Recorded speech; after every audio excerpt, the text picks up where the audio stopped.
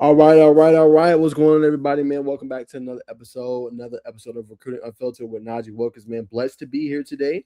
Gonna have my guy Brett Greenberg in the building, man. He's in the background. I'm not sure if he's doing something, man, but as soon as he's ready, I know he's gonna pop on, obviously, on the show, and obviously he'll show his camera in his face. So, Brett, if you hear this, let me know when you're ready, brother, and you're good to come on. But while we wait for Brett, oh, we got the thumbs up. Let's go ahead and waste no more time and bring him on, man. Brett, my guy, what up? What up, Najee? How we doing tonight? I'm good, brother. How you doing? Good, good. Happy to be back on. I think last time was signing day, so Yes, sir. appreciate you making some time for me. I know you always got a long list of suitors to get on this show, so I appreciate you. Yes, sir. Appreciate you, man. I know you're a busy guy as well. So what's the latest, Brett? I mean, obviously Alabama's a team. Well, we'll start. We're gonna go recruiting, but we're gonna start with just the spring game. Let's start there. Okay. What was your thoughts, Brett? Who really stood out? And then I think the big question people want to know, like QB1, like has that been solidified? Coach Keelon Russell was like, it's still a competition there. Like I'm not conceding that just yet. But what's your thoughts there? Yeah, I think you hit it right there. The biggest storyline is obviously the quarterback position, and Crimson Tide in a big battle, or two players are, and Keelon Russell, the former five-star, and Austin Mack, who was at Washington, followed Kalen DeBoer over 2 seasons ago. Kalen DeBoer kind of revealed stuff to the media after the game that Austin Mack was a little dinged up, didn't really have as much reps as Keelon did in the practices to come to A-Day, and then also at the end of the game, most people saw who were there. Keelon Russell finished out the last 5 drives. So Keelon impressed. I don't think, on my end, just following him, the type of talent he is, didn't quite impress me in the sense that I was surprised of what he did, but he showed his ability to, stick in the pocket, deliver strikes to Sadarian Morgan, a couple other guys as well, but also something that I think is a little bit underrated when it comes to his game that I've been trying to tell people and trying to get people to know a little bit more is his legs. He was a part of a very good, impressive Duncanville High School track and field team. So he brings a lot of speed. I think he showed it a little bit as well in the spring game, which it's a little hard to show because you can't hit the quarterback, but he got out and ran. So yeah, it's a full-on competition. It's going to continue to roll on into the summer workouts, into the fall practice, and I wouldn't be surprised if you saw both of them maybe play against Eastern Carolina in that home opener. Now week 2 is at Kentucky. I think anytime you're in a road game and an SEC road game, you probably want to have a quarterback solidified by then. I know the plan is probably to name someone by August, but it wouldn't surprise me if both of those guys get some run in Bryant-Denny Stadium against Eastern Carolina. In your opinion, Brett, what do you think is going to be the key to locking down that role for either guy?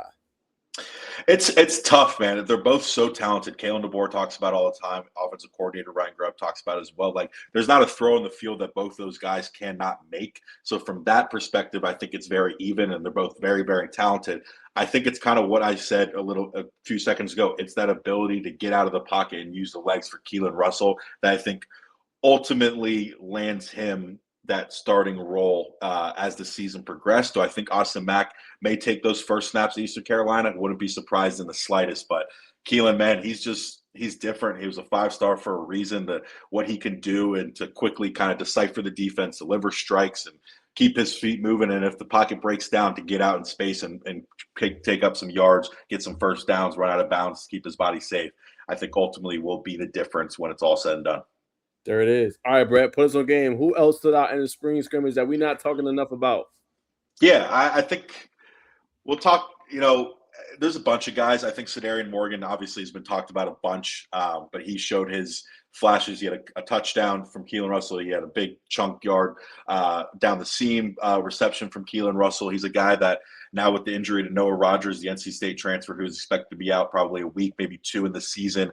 There's another, it presents opportunity for Sadarian Morgan to make even bigger strides. And I mean, he's not really a guy that hasn't been talked about. He's a 5-star. Ryan Grubb, offensive coordinator, talked about how it was going to be hard to keep him off the field early. I think, this is, I guess, a Georgia-based show. We're going to talk about like a lot of Georgia guys in there. I think Luke Metz looked really good. I think he was a guy that maybe flew a little bit under the radar when he first committed to the Crimson Tide. Obviously, he stuck around. He's back. That linebacker room is kind of wide open aside from Caleb Woodson, who they brought in from Virginia Tech. He's probably your linebacker 1, but beyond that, it's a battle between Luke Metz, Daryl Duke Johnson, another Georgia guy, Abdul Sanders, QB Reese. But Luke Metz, you saw him in high school and you followed him as closely as anybody else. Like, the kid just has it in between the ears. He had, in spring practice has been has that green dot. So he's that communication with defensive corner Kane Womack. So that shows you a little bit of kind of the trust they have in him. And he looks the part. He's gained a bunch of weight. He was able to kind of diagnose some plays,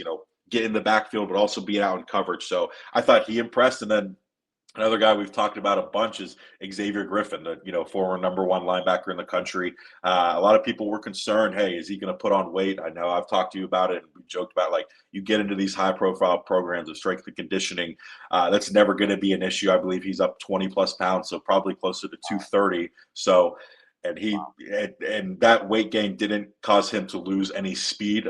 He was actually got in with the first team playing that outside linebacker role a little bit in the spring game. Mostly played with the 2s and the 3s, but that guy is going to be hard to keep off the field. And then another guy that out of the Peach State is Jordan Edmonds, who walks into a insanely talented and deep defensive back room that Coach Mo Linguist, cornerbacks coach, and Jason Jones, the safety coach, has built. You return a Dijon Lee, who's 6'4". You have Xavier Brown, who's 6'1", 6'2", one of the best cornerbacks in the country. You bring in a Carmelo O'Neal from Mercer, who's 6'4". Jordan Edmonds, 6'3", ran mostly with the 2s. He's looking probably at your cornerback 3/4 spot, but he's a true freshman. Has been getting a bunch of runs with the 1s in spring practice. And showed it his ability to play man coverage, play plus coverage, also off the ball. There was a couple times where they went at him in the red zone. His length is just, you can't teach it. We talked about it a bunch, on the side and shows and everything in between. I think he stood out as well. But it's a loaded defensive secondary that I think don't envy those coaches trying to make decisions who's going to be on the field when. 100%. All right, Brett, we got to get to the nitty-gritty on the team. And we got to talk the trenches, okay? So let's start D-line from goal line. Tell me a little bit about it. I know some guys standing out. I know you've seen that AK Deer kind of viral play. Obviously, defensive lineman kind of just pushed him out the way. I know you've seen it, but a lot of the talk about Alabama, Brett, has been, are they physical enough? Like, I think they still kind of clamor and want that Nick Saban, but it's a different team. It's a different era. How are we looking in the defensive trenches, you think? Yeah, I mean, those, you win in the trenches. Like, first of all, you got to get a good quarterback. You have to have a good quarterback to win anything, but it's the trenches that, you see at every level that matters in every game, every aspect, no matter where the game's being played. But those are the two positions that went with the most overhaul, most turnover in the transfer portal, and then through the high school ranks as well. Start with the defensive line. They bring in Devon Tompkins out of USC. You kind of heard his name really early when the portal started, and Alabama got him on campus and secured that commitment. And he's a guy that certainly looks the part.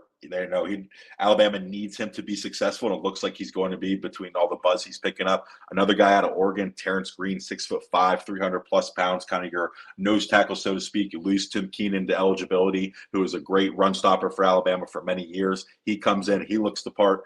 You bring in another guy in Mississippi State, former Mississippi State defensive lineman, Kedrick Bingley Jones, who's entering his 7th year. He also looked the part. So Alabama's got a lot of moving pieces. You return a Justin Hill, Yonze Pierre, who was kind of thinking about potentially going to the draft. Wouldn't be surprised if Yonze Pierre is a first rounder a year from now. I think the draft's in a week or so. So right around this time, I think Yonze Pierre should be picking up a lot of praise. And quite frankly, Alabama needs that to happen for that Alabama defense to be successful. You saw, defense was pretty good last year. They still need to get to the quarterback and pressure the quarterback and force, quarterback outside and just make him uncomfortable. So a lot of moving pieces, a lot of depth on that defensive line, I think is going to continue to mold. It's a lot of new faces, learn the system and things like that. But everything you're hearing, they're looking pretty good. And then the offensive line as well. It's went over complete overhaul. You return one starter from an offensive line that, quite frankly, I don't think anybody would argue this was not good. The rushing game was not good. The offensive line was not very good at all. They fire Coach Kabilovich. He ends up at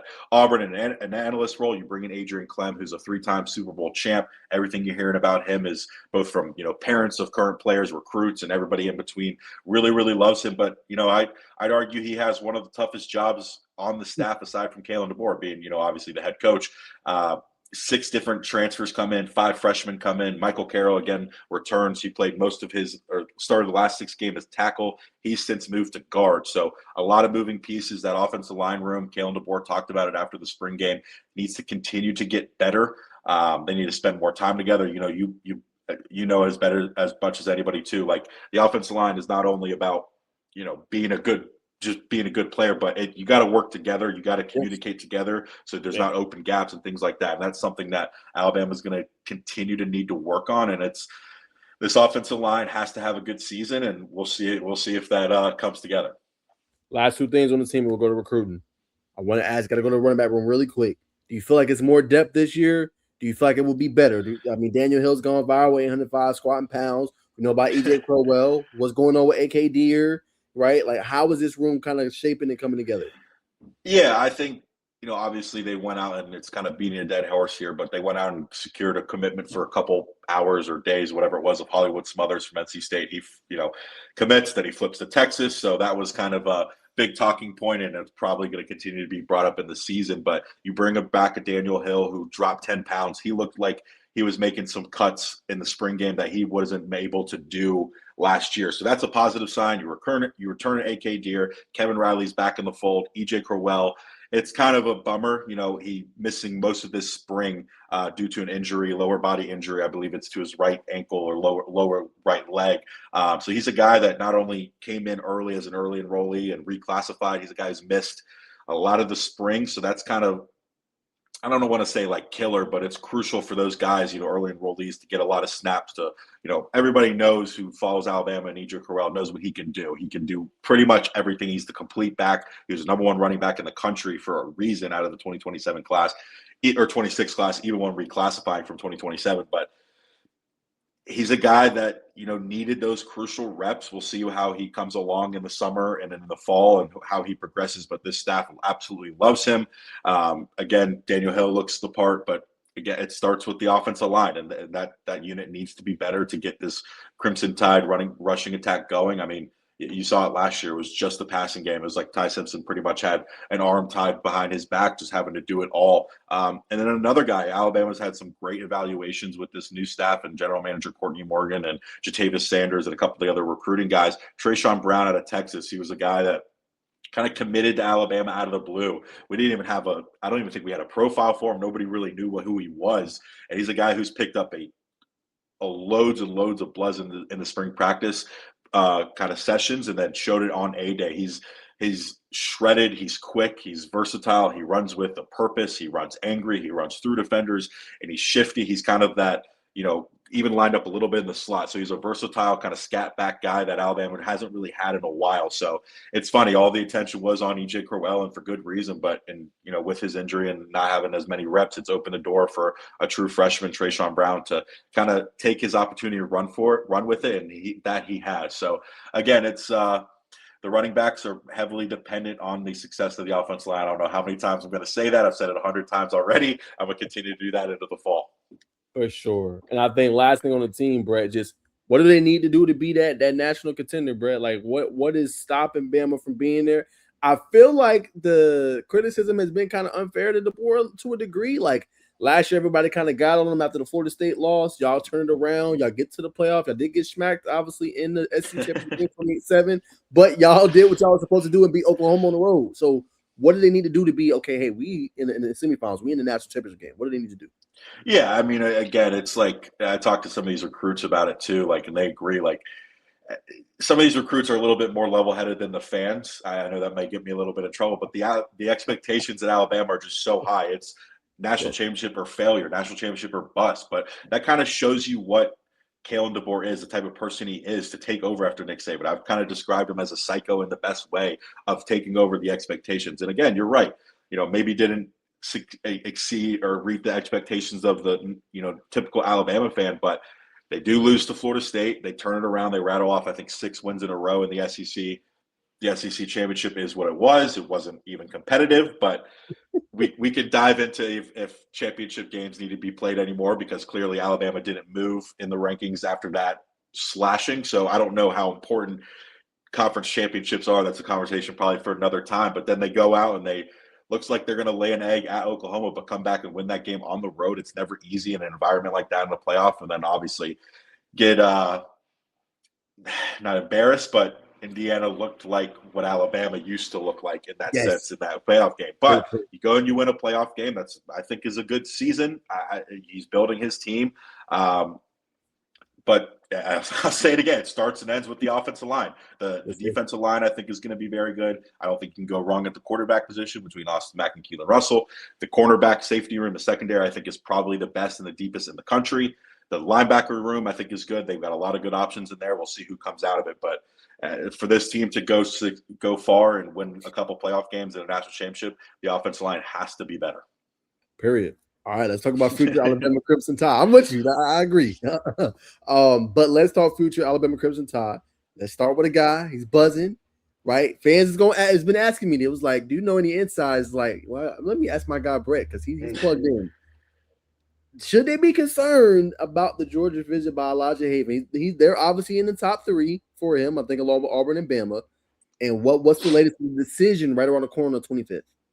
Yeah, like you said, Elijah Haven, our number 1 quarterback in the country in the 2027 class, number 2 overall prospect, 6'5", 215 pounds, just an absolute monster, coming off a state championship for Dunham School. I believe it was their first in 20 to 40 years, whatever it may be. I put in a crystal ball forecast to favor Alabama in November. I have not budged on that, and I continue to feel very, very confident about where the Crimson Tide stands. Yes, he visited Georgia, he's visited Auburn, but no school has gone to Haven on campus more times than Alabama. That was his 4th trip for the 8-day weekend, was there for the 3rd Saturday of October versus Tennessee, was back for the LSU game, back for junior day. The relationships he's built with that staff across the staff are just as strong as anybody else, probably a lot stronger than most staffs. So I like Alabama to get that one done and add the number 1 quarterback to a very, very talented and loaded quarterback room. Quick follow-up on Haven. Is there any concern with just the QBs in that room, right? We talked about Matt, we talked about Keelon Russell. Reason I asked, Brett, you already got Trent Seaborn obviously committed for the 27 class. And the second quarterback in there, you can't forget about Jet Tamala as well. But it seems like, according to Tom Lloyd, who's on 247 staff, does a great job nationally, like he's cool with not starting as soon as he comes. He kind of wants to learn the system of whatever he decides to do, right? Yeah. What's your thoughts on that a little bit? Yeah, spot on. I've got a lot of questions about, like, hey, what are they, they're building so many guys, they're adding so many guys into the quarterback room. What money are you spending? I'll say it again, the quarterback room, you have to have a guy to be anywhere competitive in the college football landscape. You can add guys that are willing to come in and compete. You do it. Jet Tamala, you brought up. He talked to me about that over and over again. Like, wherever quarterback room I was going to go to was going to be talented. Alabama certainly is talented. They're going to bring in guys after him. And you look at it, a Trent Seaborn, who's a 3-time state champion in Alabama. Elijah Haven, I like to add to the fold as well. So it's a loaded room. I think Alabama's smart in doing that. Can guys leave down the road? Absolutely. It wouldn't be surprising if there's a little bit of a logjam there, but you want to get these guys in the building. And to your point, yeah, I was talking with Elijah, talking with his dad pretty regularly. They've talked about it, like, which is kind of crazy to say, like he's the number 1 quarterback, but like he still has some things to work on. He's still a little bit raw. Our 247 guys like to project their rankings for the NFL draft. So they'll have a lot of stock in Elijah Haven, and he's talked like, yeah, if he's not ready to go, he's not ready to go. If he needs to learn for a year or two, he's fine with it. They have trust in Keelan DeBoer and Ryan Grubb and the quarterback success they've had and the development they've had at that position. And, talk with Trent Seaborn, get a lot of questions. Hey, is Trent Seaborn okay with it? Is Elijah Haven okay with it? This staff's very open with each position room. Hey, we're taking X at this position. We're taking, this many at this position. Elijah Haven and Trent Seaborn, all 4 trips that Elijah Haven was on campus, Trent Seaborn was there as well. Their families get along really well. They both joke with me. They both have little brothers who throw the football around the facility. They get along. So, like, if the little brothers had anything to do with it, they'll both be at Alabama, and I think they will. Trent Seaborn, again, like, as impressive as he is on the field, he's might be even more impressive off the field, just the perspective and the thoughts he continues to share with me. Like, he's very, very excited about joining Alabama in a very talented room, even without Elijah. And then you ask him, hey, if Elijah comes, he's all for it. He wants the competition. He understands that if they didn't get Elijah Haven, they would get another very talented quarterback. And then 2028, it's going to be the same thing. 2029, it's going to be the same thing. So they're all on board. It seems to be a very close room. And then they're going to add Trent Seaborn for sure, who's not taking any visits, not entertaining any other schools. And again, I like for Elijah Haven to join that group as well. All right, we'll leave it there. Thoughts on AJ Pauley and his commitment, Brett? Big one over the weekend. What's your thoughts on that? Yeah, kind of felt like there was going to be someone to pull the trigger during their 8-day weekend. It kind of seems like that's been a theme. I was tracking a handful of guys, and Najeh Pauley was a guy absolutely at the top of the list. Alabama defensive line coach Freddie Roach, Kane Womack, who spent his days in South Alabama, is very familiar in the Mobile area, is very familiar with A.J. Pauly. He was a priority defensive lineman for them. He visited countless times, continued to name the Crimson Tide his top school, had said to me, I think the decision is probably going to be made sometime in the spring, not going to wait till my official visits are taken.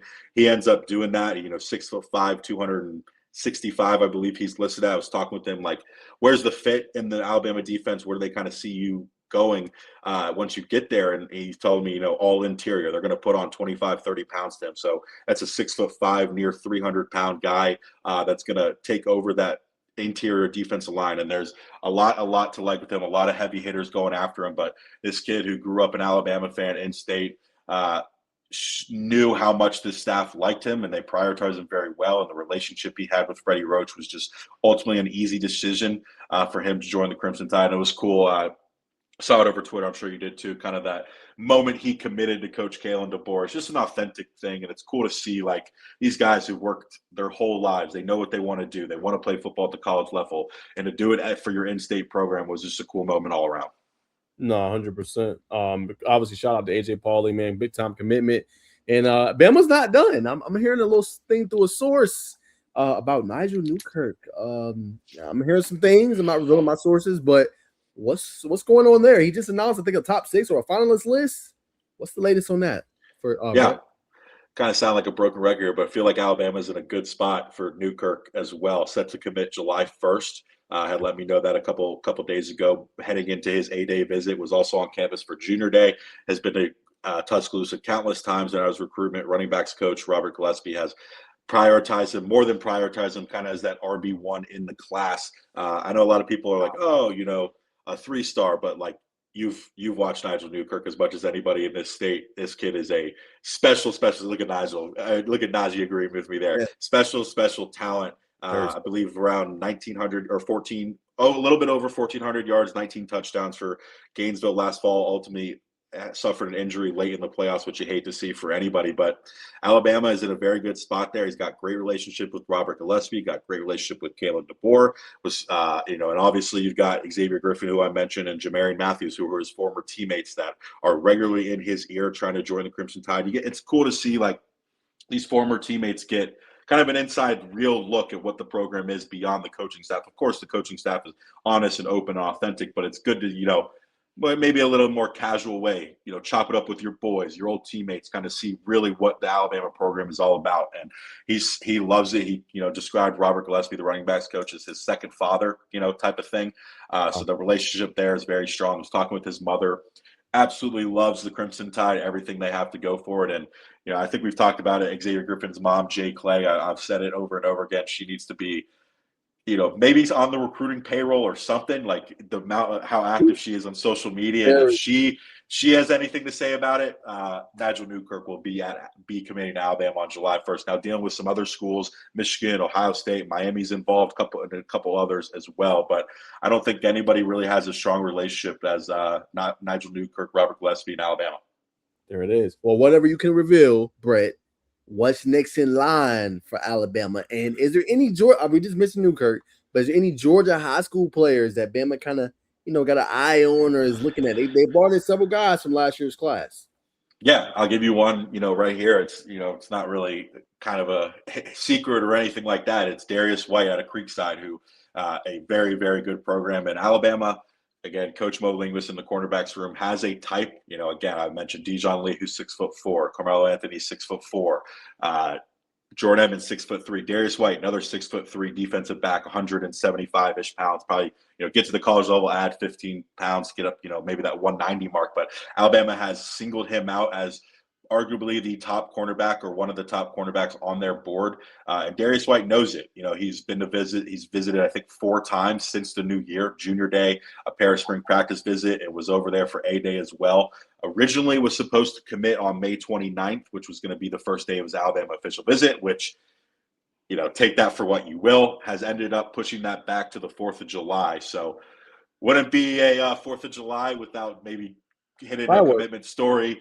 Yeah, fireworks and maybe hitting a commitment story from a boat or wherever I'm at. I wouldn't want to have it any other way.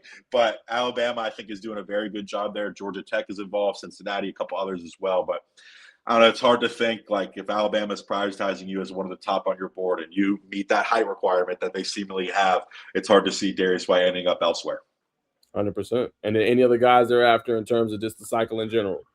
Yeah, we'll stick with Georgia. I think it's two more guys that, and one of them I think you're going to agree with here. Obviously, KJ Green's is number 2 edge in the country on 2024/7, 5-star, number 8 overall, I believe it is. Absolute monster. Went and saw him work out a couple weeks ago. Just a kind of a freak athlete. Alabama hosted him in late March for a multi-day visit. He had joked to me before the trip. He feels like he's been there a million times, dating back to the Nick Saban era as well, and told me, Alabama was at the top in January.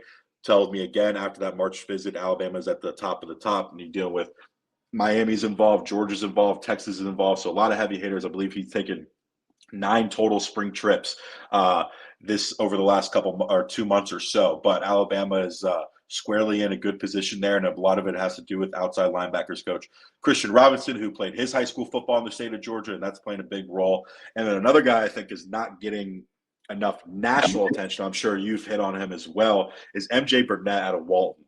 That dude is listed at 6'4", 202 pounds. That kid is 6'5" to me. I swear to you, that kid to. I think he's 6'5". So you're looking at, again, more size, 6'5", 200+ pounds. Alabama was named his top school coming out of the spring practice visit. And it's funny, they got an official visit set. Georgia Tech also has an official visit set. It seems like it's probably going to come down to those 2 schools. And a little bit kind of connection to both. Obviously, his father, Morgan Burnett, Green Bay Packer, great in the secondary, played his college ball at Georgia Tech. But also a little caveat is Morgan Burnett's backfield, secondary mate, kind of teammate in Green Bay for multiple years was Clinton Dix, who is an Alabama legend and also coaches and player personnel at Alabama. And I talked to MJ kind of over and over again, like, what's the biggest thing for Alabama besides, the history and Jason Jones, the safeties coach? It's like the connection he has with Clinton Dix. He's known him his entire life. So I wouldn't say it's a layup for Alabama, but him, those connections and him saying Alabama is the top school in his recruitment, it seems like the Crimson Tide will probably eventually get that done when it's all said and done. There it is, man. Hey, you guys are hearing it from the great Brett Greenberg, man. We appreciate him coming on the show. I get it from you. I get it all from you. Don't lie to the people. I appreciate you, Brett, man. Before I let you go, man, anybody want to shout out or any last things you want to say, man? And how can the people get in touch with you and follow you, man? You're busy guy. I think man, you make me angry. Oh my God, you make me angry. I'm just kidding for the people out there. Me and Najeh got a good relationship. I think last thing, Alabama, Alabama fans that don't really follow recruiting as much may look at the rankings, and they're they're I think in the 20s to 30s. Patience. It's what happened last year. Expecting the official visits to be very, very active. Again, we talked about Elijah Haven set to commit on April 25th. Expecting good news if you're an Alabama fan there. And a couple other, Nigel Newkirk, July 1st. Darius White, 4th of July. And there's a bunch of other guys that they're squarely in the mix for, if not the top, if not near the top, at the very top, going into what will be a very busy official visit weekend. I got a running list of confirmed visitors, over 35 to 40 guys already confirmed for those 4 major weekends. You can see all of that over at Bama247.com. And as far as shout out goes, shout out Najeh. Shout out the man Najeh. My God. Hey, if y'all want to see Brett on him more, man, y'all let me know down in the comments. Look, he's busy, so I can't guarantee every week. We might try to get him once a month. You know what I'm saying? It's something. Once we agree to a better fee to get me on, I'll get on more. What's the fee, Brett? I'm kidding. I told you it's a Chick-fil-A sandwich. That's it. Oh, that's it. Oh, you cheap, man. Okay, I thought you was gonna be $100. Okay, hey, so we're gonna get Brett on child paper once a month for a Chick-fil-A sandwich. Absolutely, God. Najeh, always a good time. Hit me up whenever. You know that. Yes, sir. Love you, brother. Take you next time. You, bro. Yes, sir. All right, my guy Brett Greenberg in the building, man. Appreciate him coming on. For the Bama fans, look, as y'all can see, you got a person that's plugged in and connected, man. There's nobody really more plugged and connected with Bama ball besides Brett Greenberg to me. Now, again, you got your other guys. You got Bama Online, 113, and you know what I'm saying, different things like that, man. But Brett keeps it real. Brett brings a little bit of spice to it, and he's going to give you the intel, man. He told you about all the guys they after, the spring game, and we're going to post this later, man, because this is some good information. There's some good intel. So y'all know what to do, man. We doing it all on the recruit show. We don't just talk to recruits. We bring in the insiders. You know what I'm saying? We bring in the recruits. We tell underrated stories. All that good stuff, man. This is the place to be on Thursday nights, man. Recruiting Unfiltered with Najeh Wilkins, where we keep it real. We keep it authentic, all right? Got a couple more news before we close out the show for today. Always appreciate y'all tuning in. Let's talk about my Hurricanes. Yes, sir, my Hurricanes. We got Tyler Ford. Now, look, a lot of people have been asking me, Naj, what you think about this commitment? What you think, man? Is he good? I'm seeing 3-star. Look, man, y'all can't get so caught up in the stars all the time, man. Okay, sometimes it's bigger than the stars. Sometimes it's bigger than that. All right, now this is the guy that plays left tackle for Gainesville. He's been massive since he's come in, right? Now, this is going to be a situation, y'all, for my Canes fans that are watching. Like, they're going to have to develop him some, right? But I think it's a situation where he's not going to have to play as soon as he gets there, right? That's going to be maybe a second-year thing, grows, develops, get into the strength and conditioning program. Like we've seen Mario Cristobal develop these guys, right? We've seen the Ruben Baines develop through there. The Keem Messendores develop through there. The Malachi Tonys develop through there, right? So this is nothing new. This guy is massive. This is big for the Hurricanes, and you're going to be able to get a guy that you're going to be able to develop. And I think he could be an all-ACC caliber guy before it's said and done. I really believe that, right? Now, it's going to take some time, right? Because you got some different things, kinks you got to work out, man. But Tyler Ford is very talented. And 6'6", 305 don't grow on trees, especially on the interior of that offensive line, right? And there's no guarantee he could be 6'7", 6'8" before it's said and done. Kid is massive, kid is big. All right, so this is a good recruitment for Miami, and I think the Hurricanes fans should be excited. Should be very excited that they got him obviously on, you know what I'm saying, in Miami in the 305. All right. More recruiting news. This is a very interesting one I want to pull up as well. Jaden Upshaw officially committed, obviously, to Texas A&M. Now, we know Miami was in there, Florida, obviously Alabama. This one makes a lot of sense. Now, last few cycles, Texas A&M has been able to come into Georgia and get guys, right? Look at Aaron Gregory, right? They've been able to get, you know, at one point it was Jordan Carter. You know, they've been recruiting the state of Georgia pretty hard out there in Texas, out there in College Station, right? Now, my thoughts on Upshaw, I think he's very talented, right? And I think he's a guy that can play at a high level. You know, I think he's a guy that has a huge catch radius. He can take over games. I think my only concern is just the drops a little bit, right? It's every once in a while you have a drop here or there. I've been seeing a little bit more frequently, but I'm not going to sit and act like this kid can't play. This kid is talented, can play at a high level, man. Huge catch radius, can do a whole bunch of different things, man. So this is a kid I think the Aggies fans will be happy about. 6'2", 200. Reminds you a little bit. He's not really of that stature of a Mike Evans, you know what I'm saying, in terms of like big body receiver, but he's more, he could do the dirty work, big time with the ball after the catch and things like that, man. So I think Aggie fans should be excited for this one. Definitely a good recruitment, definitely a major pickup and a guy that can obviously make some noise. All right. Now we got more recruiting news, and we're going to go this one with Grant Hovland. Now, it's been some talk about, obviously, Georgia players deciding to go to different schools and not go to Georgia, right? Everybody that's in Georgia ain't going to go to Georgia, right? That's just period, point blank what it is, right? And I don't think every player is chasing money. I think players are chasing opportunities, right? You got to remember, at certain spots for Georgia, right, you can play, yes, of course, but other spots, like, it takes time, right? Georgia's very talented at the tight end position. You know what I'm saying? And for Grant, it's like Vanderbilt, Tennessee's in there. Those make sense. Ethan Davis is about to leave. He obviously didn't end up at Tennessee. He ended up at Vanderbilt. But Vanderbilt has a very good opportunity for him. And then you're going to get to play potentially with the top quarterback, or was the top quarterback of the past cycle, in Jared Curtis. Like, why would I pass that up? Right? Obviously, he's going to take his kinks this year, and he's going to learn, and have his ups and downs. But by the time Grant gets in there, like, he's going to be more polished. He's going to be more developed. So why would I not go to Vanderbilt, a team that's ascending, right? A team that Diego Pavia and obviously their head coach got to this level where they're, I don't want to say nationally respected, but they're no longer the doorstep, right? They're no longer the laughing stock of the SEC, right? This is a team that if you don't bring your lunch pail and you're not ready to go to battle, they will beat you, which we've seen a few years ago. So this team's on a new trajectory. Flipping Jared Curtis, a 5-star prospect, keep getting him to stay home. More kids now want to stay home. Like, that is massive. So for Grant, I think it's the opportunity of, I can go to this place, I can develop, they're on a rise. You know what I'm saying? And this is a program that's trying to take the next step and jump forward.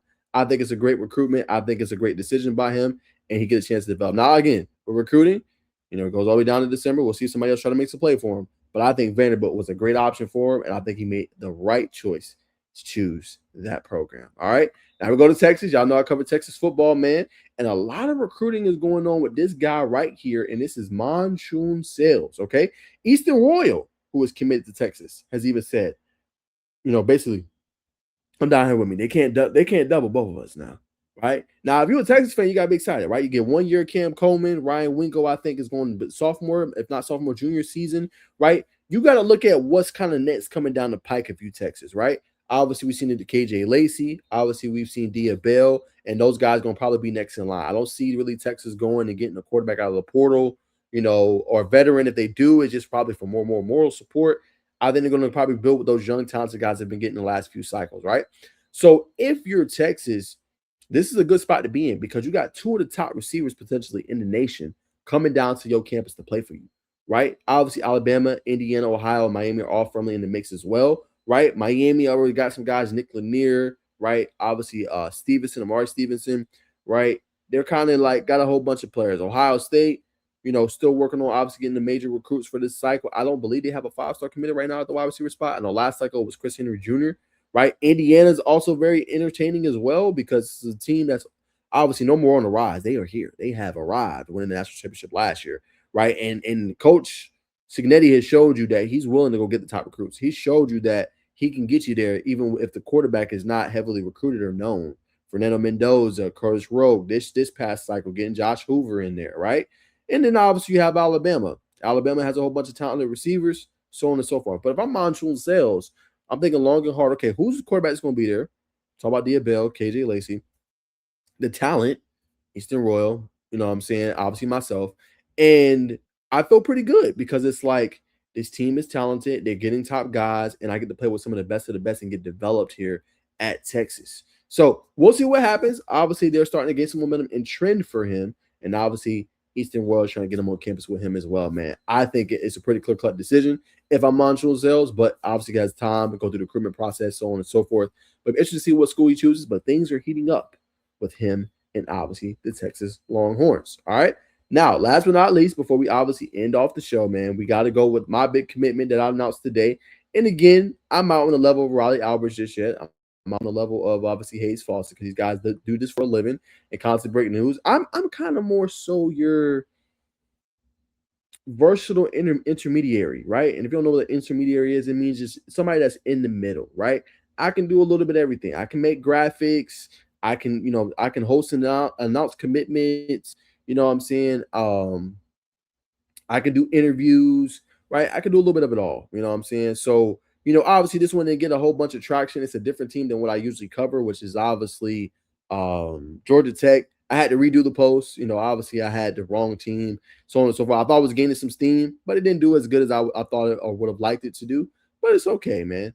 I got to break the news. I'm not too upset about it. I don't have a huge Duke fan base, so it is okay. I'm not like upset at all. Things happen. But at the end of the day, this is a major recruit for them. Duke has shown the ability to recruit at a high level and bring in talent like this. Nate Shepard played his true freshman year. And I think if you are Michael Steffen, you feel good because, right, this is a program that's shown, hey, if you can play, you'll play early for us. And the coach has some stability who just got signed to a new contract in obviously Manny Diaz. So you got to feel good knowing, hey, my running backs coach going to likely be there. My head coach is going to be there for quite a long time. They play their running backs early. And with my talent, my ability to get to the second level quickly, to high football IQ, be able to catch the ball in the backfield, be able to make people miss in the hole, be able to have a second level burst of speed, I feel good because I know what I can do with my talent and I know how special I am as a player, right? So I think for Michael Steffen, it's a clear-cut decision. He's a talented back, and he's going to be able to go to Duke and be able to play at a high level, man. So I think Duke got a very underrated player. People are going to look into the 3-star building and not see everything else that he has and going to be pretty shocked when he goes on campus and he balls the hell out. But that's going to do it for today's show, man. I plan on having some players next week. I might reach out to a couple of my Georgia insiders because, again, I'm trying to grow the show, man. I'm trying to have top guys on. I feel like everybody that's doing shows, you know what I'm saying, they got guys from Alabama or they got guys from Colorado or Tennessee, Texas, and bring them on their show and get the insight on them teams, man. So like I said, I cover Bama, I cover Georgia, I cover Georgia Tech, Miami, Texas, Tennessee, you know what I'm saying? So I want to start having some of them top guys on the show just to talk about what's going on with these programs, man, and give you guys all the intel and insight into them as I cover them for college football throughout the year and build this thing. But y'all know what to do, man. Like, comment, subscribe. Hit me in the DM at Najeh Wilk on all platforms. And let me know who y'all want to see next on the show. Okay, I'm going to try to get it. Now, the 5 stars, 4 stars I can get. I can get y'all some 4 stars. The 5 stars is going to be a little bit harder, man. You know, 5 stars is a little bit different. They be hard to get in contact with. But y'all just let me know what y'all want to see. And I'm going to try my best to go get it for y'all. All right? But I'll see y'all boys next Thursday. I'll be on later for my basketball show tonight with my boy Bacon at 8:15. So y'all tune in for that. Till next time, it's Recruiting Unfiltered with Najeh Wilkins. And I will see y'all boys in the next one. Peace.